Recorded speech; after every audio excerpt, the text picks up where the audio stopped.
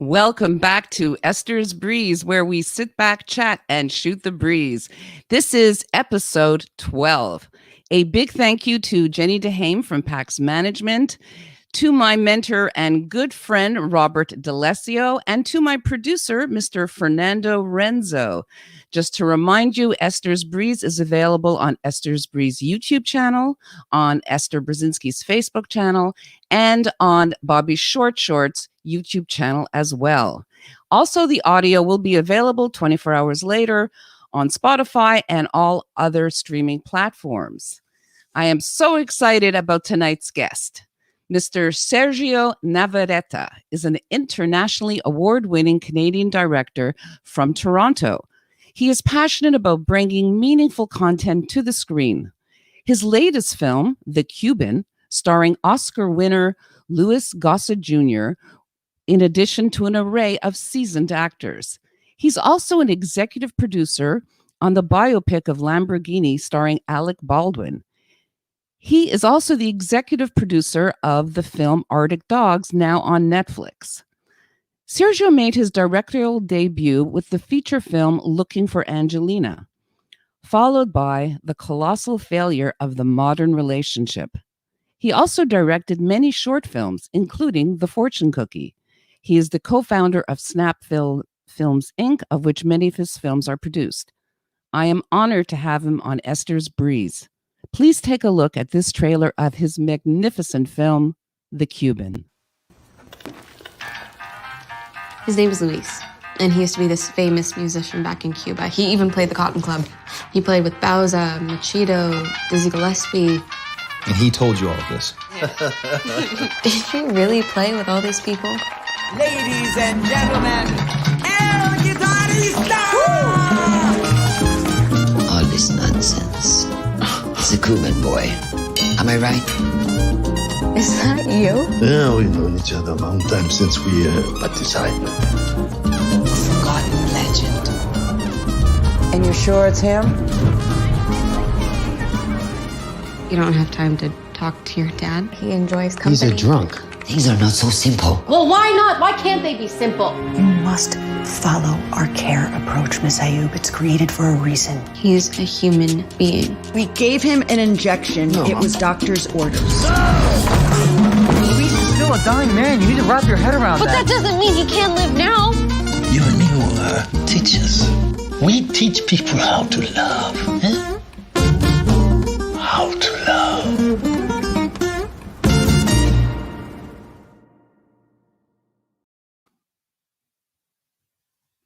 Let's welcome Sergio Navarretta. Hey, Hi, Esther. how are you? I'm wonderful. Thanks for having me on. Of course, it's absolutely my pleasure. That was the whole intro. Oh, cool. I'm glad you liked it. You know, I saw the film this week. I absolutely loved it. We spoke about it earlier. There was a lot that I could personally relate to. And I also loved how visually they showed that you showed the contrast between the past and the present. And so I was curious how this all came into fruition and how was the actual casting done? Because you had stellar castmates. Yeah. I'm so fortunate.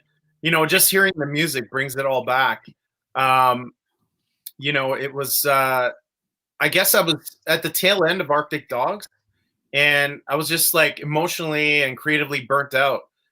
It was a long and arduous schedule because animation takes a very long time. And I wanted to do something just for the sake of pure creativity without the pressures of, you know, sales agents and, you know, foreign sales projections and box office pressures. And so I had met Angelica at an industry event, and we pledged to work together. We expressed an interest to kind of do something, and I said, I don't normally do shorts, but if there's something that, you know, we can do together, let's do that. So her partner at the time, Taras Colton, had a dream about his grandfather, and we met near the studio where we were doing Arctic Dogs. We met at the cafe across the street, and we just started talking about life and our relationship with our elders.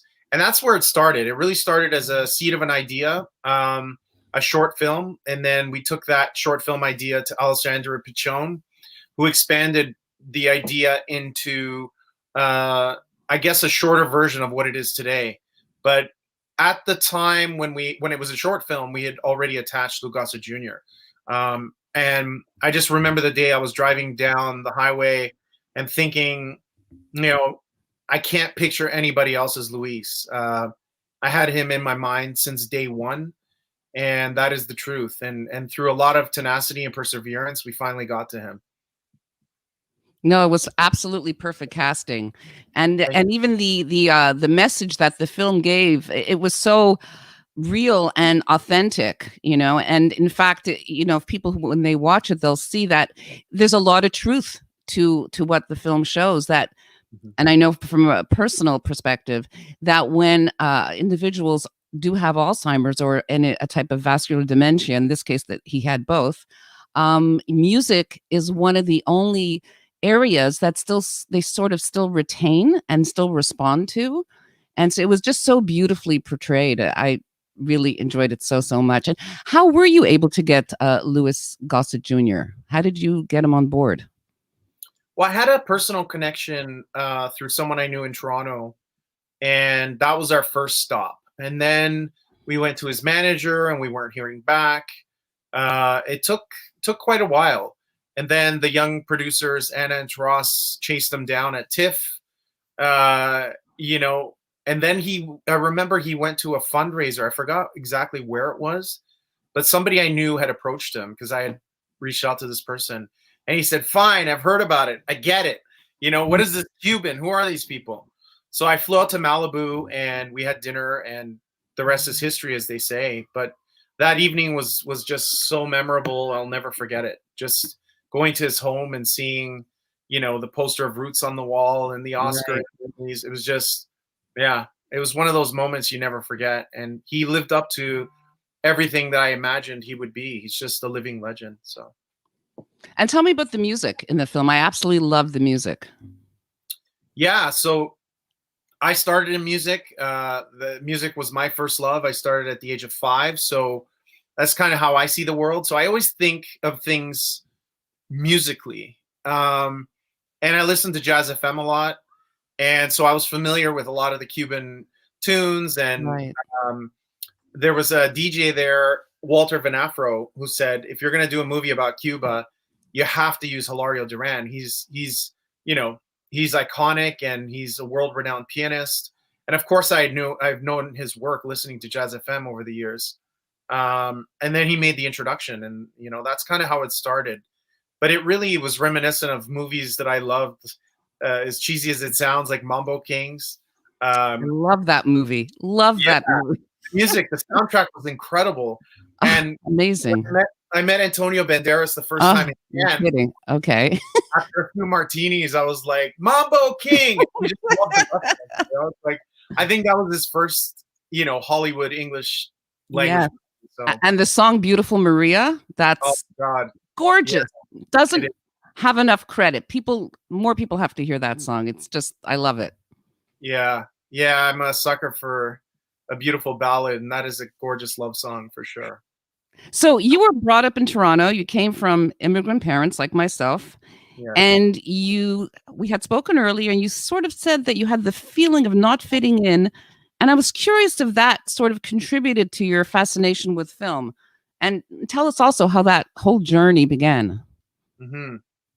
Yeah. So I say I was born here by accident because I was, I guess my parents had come here on a lark in, I guess, late 60s, early 70s. And the idea was to explore something new, but essentially go back home. And we always had a house there in the Marche region, and also in Caserta in southern Italy. And, my whole life growing up was like feeling displaced between these two worlds. And, I didn't feel quite Italian because I go to Italy and really didn't relate to the culture quite or 100%. And then in Canada, when I was growing up, I was, bullied and beat up for being different, and English was my second language. And, it's a very common story in the immigrant experience in Canada. So fast forward many years, I think being Italian Canadian has really informed my work, and it certainly was the driving force or the impetus behind looking for Angelina. That was a way that I got that out of my system. Like the fact that the KKK was alive and well in Canada, and the way the Italians and the Jews and many other immigrant groups were treated. I did that through the protagonist and through this very enigmatic but famous character, Angelina Napolitano, whose murder case became, worldwide sensational. There was over 1 million petitions sent to Ottawa to have her life saved, right? So, and then like in pure Canadian fashion, it was swept under the carpet. I think in some ways it was an embarrassment to the Canadian government. And, only 2 days ago, the Canadian government apologized for interning Italians during World War II. I mean, this is, I think, part of this identity crisis that I've always struggled with. It's like, what does it mean to be Canadian? Where are the Indigenous voices? It's just something about it. I guess just being the product of being a new country, still trying to figure it out. But on the positive side, it's what makes us so, I guess, worldly and open and inclusive and accepting. And I learned that really when we premiered the Cuban in Los Angeles at the Pan-African Film Festival. That was the first thing that people noticed is Afghan family, Cuban guy. How did that all come to be? What is your connection to that? And the answer is simple. It's like the immigrant experience in Canada is very universal. Whether you're Afghan or Italian, I mean, I think we all relate to those similar experiences of displacement and isolation. And so that was the first thing. And then, I felt proud to be Canadian because I realized that is really our superpower, is the fact that we are exposed to all these cultures. Right. We're not forced to assimilate, which is something that I was taught as a kid. Assimilate. Don't speak Italian. Don't speak dialect. Be Canadian. So anyway, it's come full circle. Now I'm proud of my heritage, proud of my culture, and it works its way into my work for sure.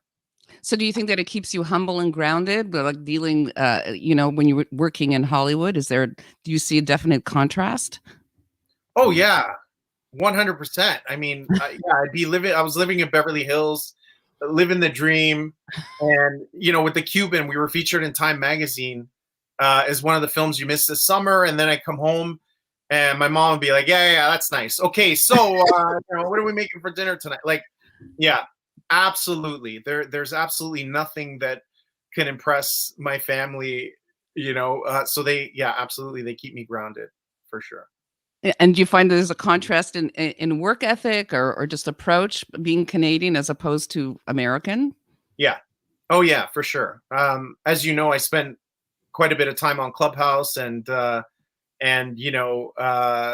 interacting with a lot of Americans, and I love it. I love the American spirit. The American dream is alive and well, but there's definitely a different style. Like I can't promote myself. I can't go on Clubhouse and give a 3-minute speech about who I am, where I've been.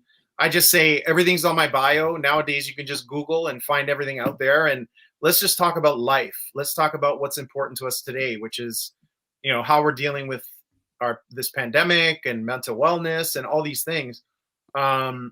So yeah, this need to kind of self-promote is not really in my DNA. In fact, we were scolded for doing that, for ever talking about money or ever talking about, I'm doing this or I'm doing that. We were taught to be humble and just keep it to yourself, which is not really conducive, or it doesn't really work in the entertainment business. You have to be larger than life, like Drake, like many others. They have to prove themselves, be strong and be confident. And it's I think that's a challenge for us as Canadians.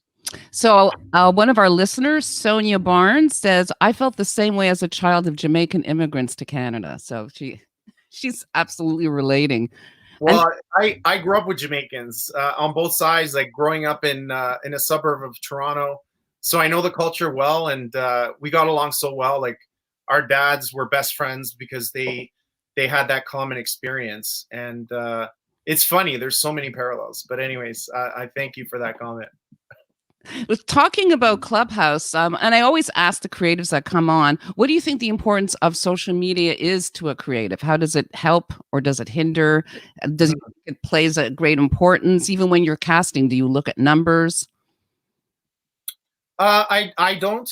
I look at performance. I know I've been in a lot of rooms with actors who are looking for advice or mentorship, and I always say spend less time on social media and building that presence, and spend more time studying and doing the classes and preparing yourself, because ultimately when you're called on, you have to be ready and be professional. And having millions of followers on Instagram doesn't necessarily translate unless you're, I don't know, it's a different world. Like I do character driven pieces, so I'm looking for the actor that has the chops, like somebody like Giacomo Giannotti has 2 million followers, Grey's Anatomy, big star. And he was such a joy to work with. I mean, I remember the calls going to set and just hearing him talk, ask me questions about Chris's backstory, like, where was he? Why is he the way he is? What does he wear? What does he think? We had a long conversations about every detail, how we're gonna, block the love scene, for example.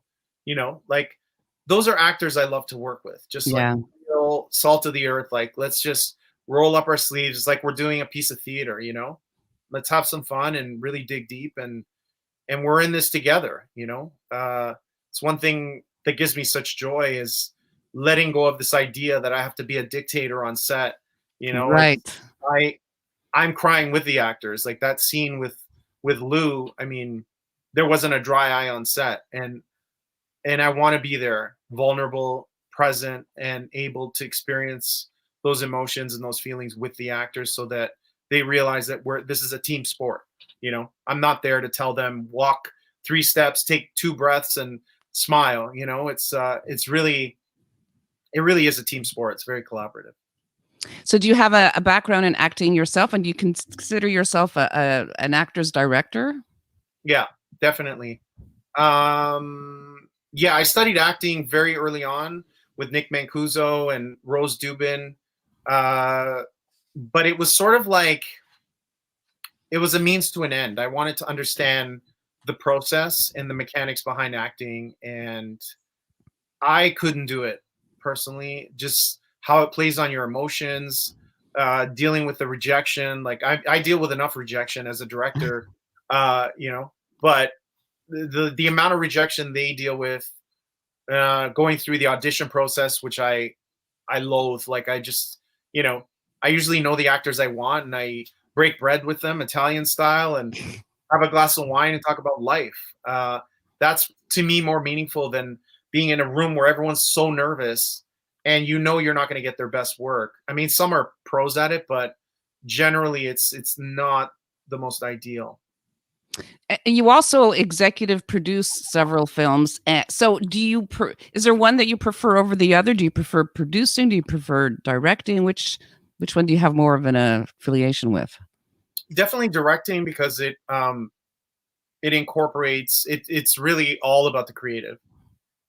Producing is I've done it by default because I've had to, and my company produced a lot of the films that I've directed.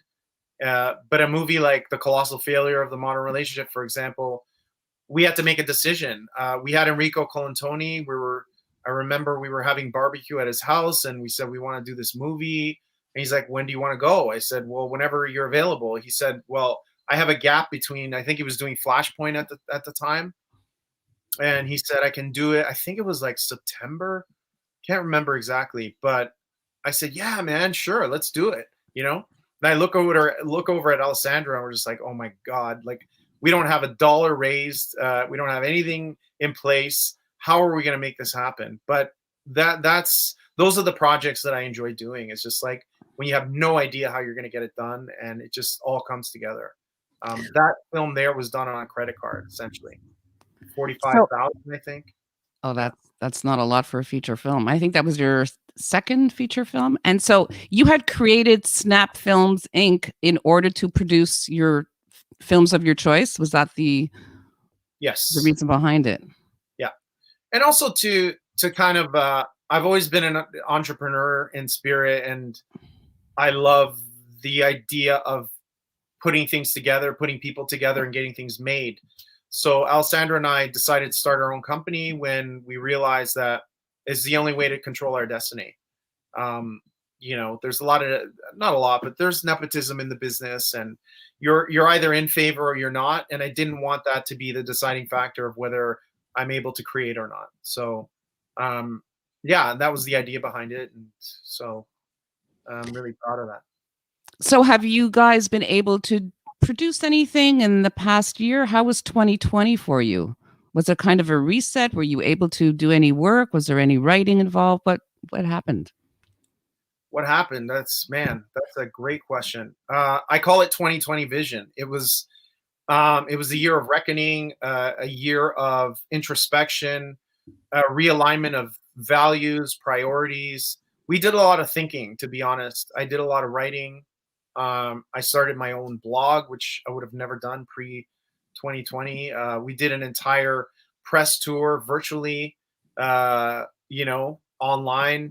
and then ran an Oscar nomination campaign for the Cuban. I mean, 2020 was crazy in so many ways, but the silver lining is it really taught us a lot about who we are, what direction we want to take our company in, and what kind of projects we want to make, because life's too short. I want to make projects that have some kind of a social impact element to it. And so we've done a lot of planning in 2020. The only actual physical production I did was I was a mentor for Being Black in Canada. So I had 5 filmmakers. And so that was the only time we had to navigate the whole COVID thing and temperature checks and the masks and the things. But it was a very, very small crew. So we were able to manage it successfully. And it was such a gratifying experience, giving back. And it's sort of like reminds you of why you do this, because there's nothing reasonable about doing this, working in entertainment, working in film. It's not logical, and no parent could logically justify throwing their kid into the ring and saying good luck. How did your parents feel about you going into the industry? They did. I mean, my mom always gravitated to the arts. She's very artistic herself, so that made sense. My dad did not. He pushed me to go to law school. So, I was at York University, and it was the darkest period of my life, not because York is so horrible. I loved York, but good save. I had debilitating panic attacks, and for 20 years I never ever talked about it. Kept it to myself. Found ways of managing and dealing with it. Got through to the other side, and it just made me a stronger person, and clarified a lot of what I thought were weaknesses are actually my gifts. So that was that was an important time in my life. My dad was the fixer for a powerful union, so he traveled a lot, and he had a suit and tie job, and he really believed in law and helping people, and so I guess secretly he wanted me to be a lawyer, but I'm just so happy that I did not. It just didn't work out. The universe just put a huge wall in front of me and said, So what are some of your future projects that you're planning, if you can talk about it?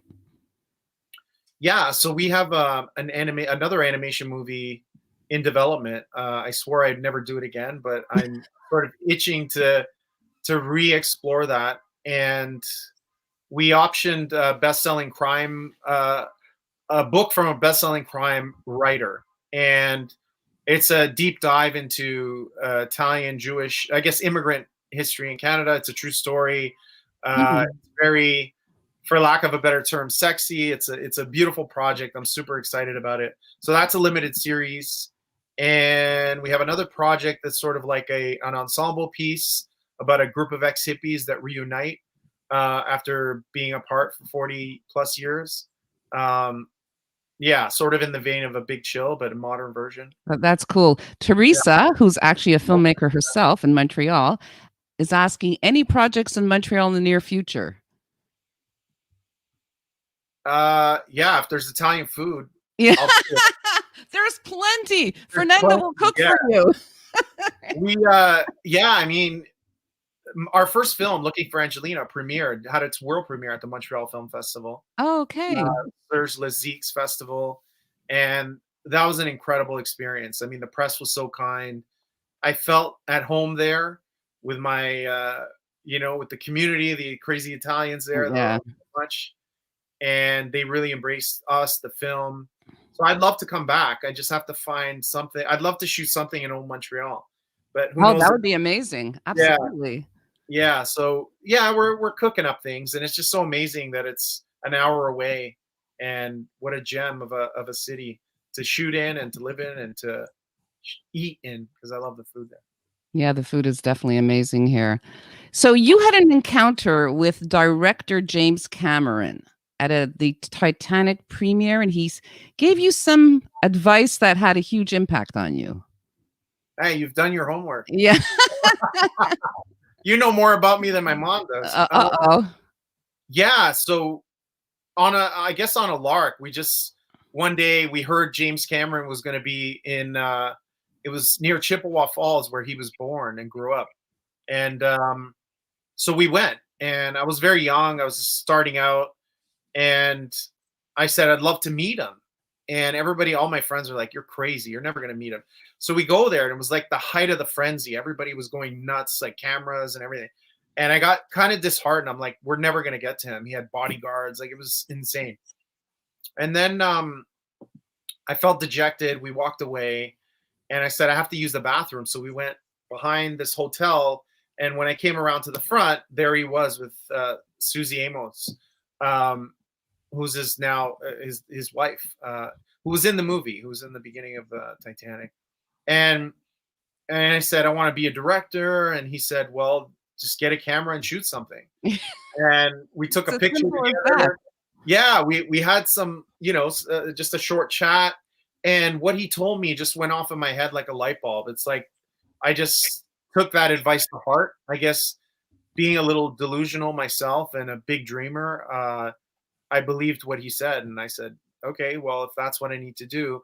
I think it also helped that he's Canadian. And right. I realized that you don't need to be born in Hollywood to make films. You can be born anywhere. And storytelling is universal and international. So absolutely. I don't know why my lights keep doing this. Yeah, I noticed that. And yeah, I'll try not to move. That sort of has a strobe effect. It's kind of cool. No worries. Looks good. So you've been able to meet some of your Hollywood heroes. What have you learned? Oh, God. Let's start with Clint Eastwood. Oh, my God. You met Clint Eastwood? Okay. He just loves Italy. And what I learned is that even at his age, like I think he just turned 91, he's still enamored with the magic of cinema. We sat and chatted for quite a long time, and at a certain point his handlers are pulling at him like, but as soon as we said Italy, he just lit up. He just like loves Italy and loved thinking back at his time there. And so yeah, that's what I learned, is just the passion. The passion never goes away, and it gives me hope that at any age we can continue to make movies. If he's directing at his age, then there's hope for us, right? Yeah, Teresa says Clint Eastwood, one of my heroes. He's awesome. But I've met, who else have I? I mean, yeah, I've met many, many, many. But Coppola was like meeting God. Oh my God. Yes. You met Coppola. Okay. Fernando's freaking out there right in front of me. Al Pacino. Okay. I've worked with Alec Baldwin, Angelica Houston, who's half Italian. Oh, I didn't know that. Okay. Yeah. John Cleese, who was also in Arctic Dogs, Alec Baldwin. Just so many. Just through the years, I've met so many of my heroes. But yeah, it's I guess the biggest takeaway is that a lot of them have that childish spirit about them that keeps them young and keeps them passionate about what we do, and that gives me a lot of hope, because when you start out, there's this misconception or this kind of like drive to make it, and there's no such thing as making it. I think Enrico Colantoni taught me that. Is he said, I'm a blue collar actor. I just work a lot, and it's not about one film, it's about a body of work. And that's really what I realized. And Alexander Payne was my mentor. Well, my mentor. I'm proclaiming that. But he talked me through a lot of the prep for the Cuban, which was very helpful. He's one of my favorite directors. Mike Figgis, many, many, many others. But a handful of them had a profound effect on me for sure. So what advice would you give to novice filmmakers, directors? What would you say to them? There's no excuse. The only excuse is you get out of your own way and make your movies. I'm telling myself that as I speak, because, with technology now, really there are no limitations. Like, we can make films on our iPhones. It's really the time now for storytellers, for artists to tell their stories. And with, the streamers taking over the industry, you see it evolving at lightning speed. Eventually it'll be like music, where we can connect directly with our audiences. And I think we've learned a lot of that during this pandemic. So that's my advice, is just do it and reach out to mentors. I get at least 10 messages a week about, I got an idea, my brother, my cousin wrote a book, Right. or I want to make a movie. And it brings me such joy. I got an email today from a journalist who's making her first film. And she said, thank you so much, because words matter. And I just don't know where these words are going to end up when I'm giving someone advice or whatever. And, sometimes I wish that I had that advice when I was starting out, because I made so many mistakes. So I hear you. So Teresa says, I've never directed, and I think now is the time. You're motivating me. Thank you. Oh, thank you for saying that, Teresa. Yeah. Yeah, there's if you Google Ed Burns on YouTube, he kind of gives a whole tutorial on how to make a movie for nothing. And, he made a movie called Newlyweds, and that really inspired me to make Colossal, because I spoke to his producer about it and I said, talk me through it. And I'm like, man, it's like, really, if you really want to make a movie, it's possible. It takes work, but definitely possible. Do you have a preference between directing comedies versus drama? You have a preference? I think it's just mood. I think it's honestly where you are in your life. It's doing Looking for Angelina was emotionally taxing in so many ways. Like, so many people shared their personal stories with me. I'm not a social worker. I'm not trained in that. So being open and vulnerable and exposed to all these stories was just very emotional. So of course my next film was a comedy, even though it has dark elements, and, it's still quite rooted in truth when you're talking about modern relationships. But yeah, I don't know. I do love drama because I know that it affects people in an emotional way. And it reminds us that we're alive and that we're human. And there's nothing more gratifying than being in a dark theater and just seeing people cry or be moved emotionally by something that you've created. So. Yeah, I actually had that reaction to the Cuban, which we spoke about earlier, that I related to it a lot. And yeah, it was very moved, and it was so well done, and I appreciate it. So if somebody wants to see the Cuban, because I actually got it from YouTube Premium, so there's some other outlets that one could be able to watch the film. Could you tell us where they can do that? Yeah, so it's available on iTunes, Amazon, iTunes, Super Channel. Right. I think Google, Rogers On Demand. This is all in Canada, by the way. In the US, there's a whole bunch of others, but half of them I haven't heard of. So, but yeah, in the US, it's on Showtime, and of course, iTunes, Apple iTunes, etc. So yeah, it's definitely widely available in North America. It has not been released in foreign territories yet. Okay, well, I highly, highly recommend it. It's a wonderful movie. Now, getting back to, we had spoken earlier about this Clubhouse, audio, podcast. You had talked to me a bit about the power of audio and how you felt about it. So tell us about it. Yeah, I think it was a perfect storm. I think during the pandemic, we all felt some kind of loneliness at some point on some level. So Clubhouse kind of hit the world by storm. I got to connect with all kinds of people, rock stars and actors and people like me and people that aren't like me, scientists and psychologists. And it was an it's an amazing platform. I also enjoy podcasts because I'm always curious, looking for new information. And it's just reminiscent of growing up. Like, when we were younger, dating, there was no internet. There was those phone lines. And I would spend hours. I had my own dedicated line in my room. And I'd spend hours just listening, getting to know someone and just feeling their heart. And I think you can gather so much from someone's voice. Because I think everything else is curated. Like when you see someone on Instagram, it's like best lighting, best angles, but talk is real, Absolutely. And when you're shooting the breeze, you really get to know someone. That's right. And that's what we're doing here. And that's how I found you on Clubhouse, on the Canadian Room with Eric Johnston. Yeah, good old Eric. I love him. Yeah, yeah. I'm the real Italian. Yeah, I know. I thought he was Italian. He was our guest actually 2 weeks ago. And in my research, I realized, oh my God, he's not Italian. So that was he's a great guy, and it's amazing how different the vibe is in the Canadian Room. Everybody's kind of like, I got this little podcast and I did a little film that did an Oscar nomination race, and with an Oscar winner, and I'll do your tax returns. Like, it's very like down to earth, right? One time I think I said I sell life insurance, and then no one wanted to talk to me. That's very funny. But yeah, the US ones are like, they're heavy-handed and loaded, and and I'm intimidated. It's hard to get a word in. It's just like, wow. Yeah, it's different.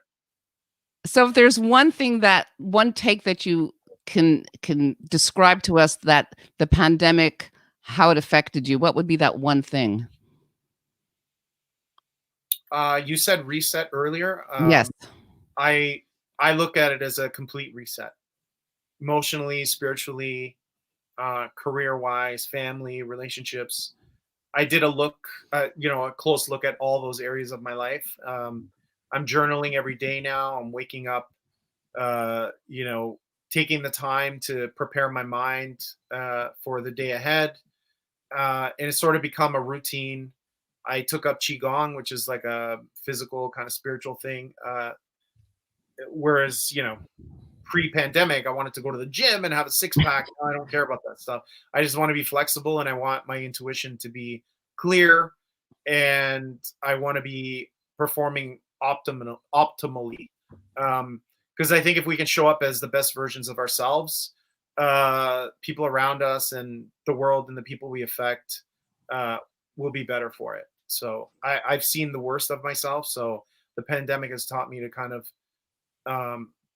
grow and evolve into the best version of myself. So I embrace it.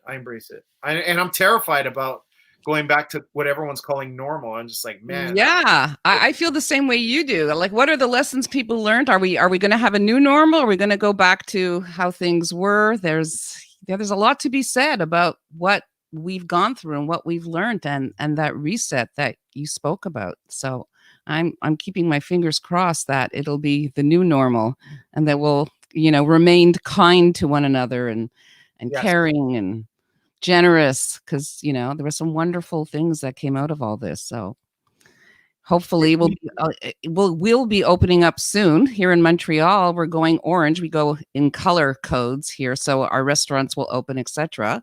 I believe in Toronto. Are you in Toronto right now, or the outskirts? I'm in the country right now. I'm on 5 acres. I bought an RV, and we're just chilling for the summer. Oh, amazing! Doing creative work, and there's a beautiful pond. And last night we were looking up at the sky. There's fireflies all around us. It's wow, amazing. But that's beautiful. Yeah, I think human beings are wired to take things for granted. I think it's our survival mechanism.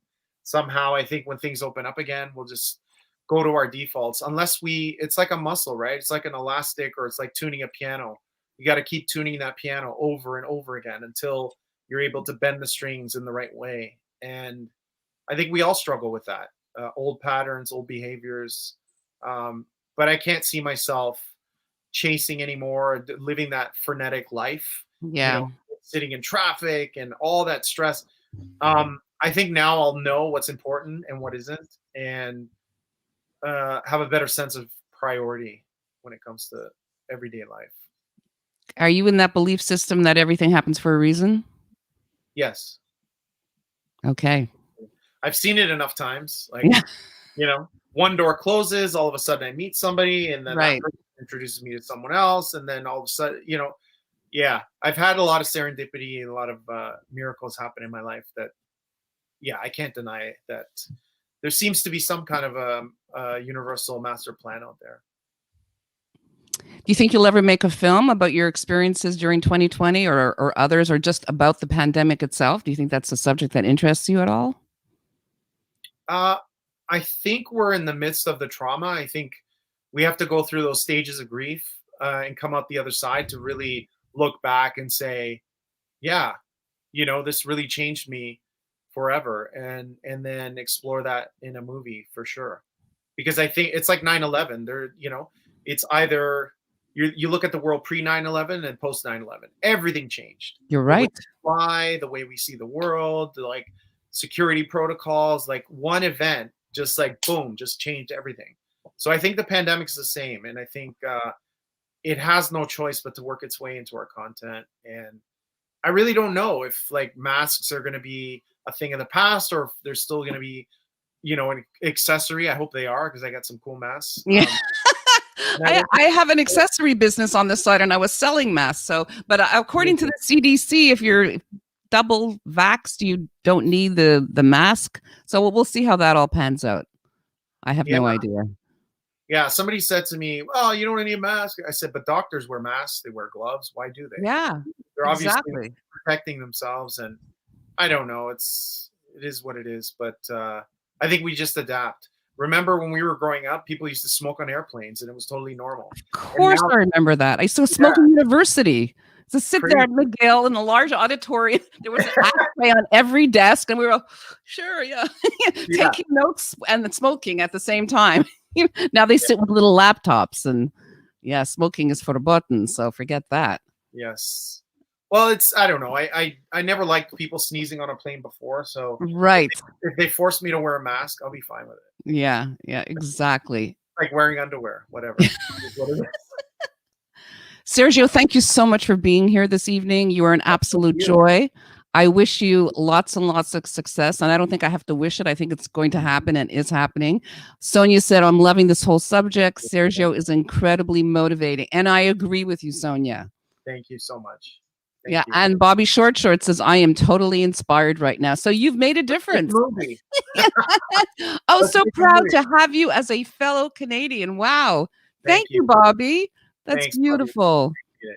Thank you so much again. And if you could just stay 2 minutes when we're just closing up. And is this the after party? There's an after party. Grazie, Sergio, says Teresa. I hope I said a really great show. I don't know what that means. Maybe it's misspelled it.